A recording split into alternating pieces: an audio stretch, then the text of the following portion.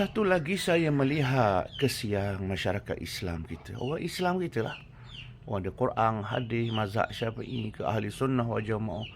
Saya melihat sehari dua baru ni, Hanayu, orang kafir Cina, orang Puang tu, orang letak pakai jibak ke dia. Katanya fitnah, dok pun. Tapi kalau betul lah dia pakai jibak. Dah berapa kalau dalam Facebook tu dia maki tu kok. Babi lah, bahasa jahat lah, macam-macam. Macam-macam. Maknanya berderet itu orang Islam. Katanya ahli sunnah wal jamaah, katanya berjuang Islam. Duduk maki kawan tu pakai jibak. Dah berapa dia pakai jibak jadi tak boleh. Kalau awak tak setuju pun, awak doa lah hidayah. Ataupun awak tegur lah kalau kata salah tu, tegur lah. Siapa nak maki tu apa? Makna Islam mana ajar lagu tu. Kalau betul dia pakai jibak pun. Tapi saya dengar ceritanya fitnah je orang yang buat edit hari ni. Tapi nak cerita Allah Ta'ala uji orang Islam kita tu, kerja dia maki je. Ada Nabi sebut dah. Nabi sebut laisal mu'min bita'an. Bukan cara orang mukmin yang sebenar duk cela maki orang. Islam kita ajar akhlak kan.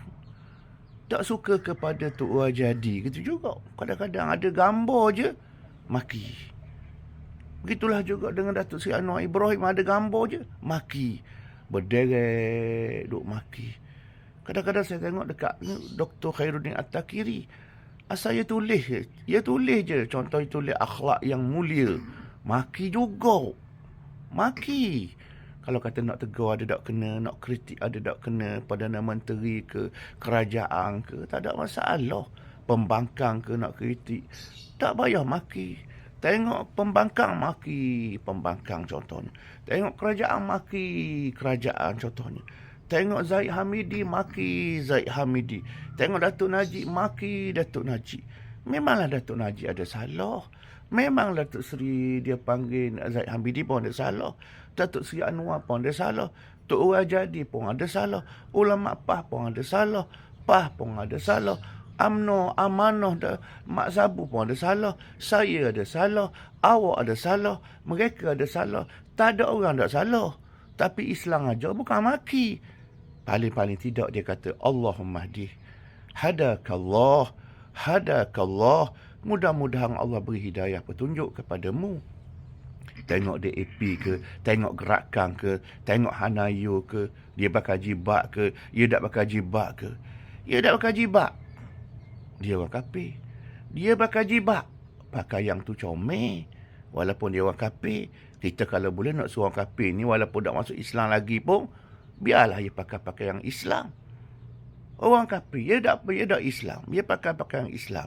Kita doa supaya beri hidayah. Sikit-sikit lama-lama jadi banyak, jadi bukit maknanya.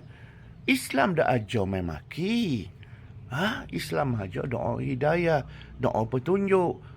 Dakwah dia, kritik dia, tegur dia, nasihat dia. Ajar yang baik-baik. Siapa pun. Melayu ke Cina ke India ke Arab ke. Keluarga kita ke parti ni, pembangkang ke kerajaan ke. Pakaklah. Tegur dengan yang baik. Kita tegur kerajaan. Boleh pahala insya-Allah. Tegur pembangkang. Boleh pahala insya-Allah. Tegur pemimpin UMNO. Tegur pemimpin PAH. Tegur pemimpin PKR. Tegur siapa pun. Dengan yang baik. Dengan ikhlas. Dengan bahasa comel. Dengan tunjuk ajar yang comel. Doa hidayah. Boleh pahala insya-Allah. Itu Islam kita. Ahli sunnah wal jamaah. Allah kita, Nabi kita. Pekoh dah ada.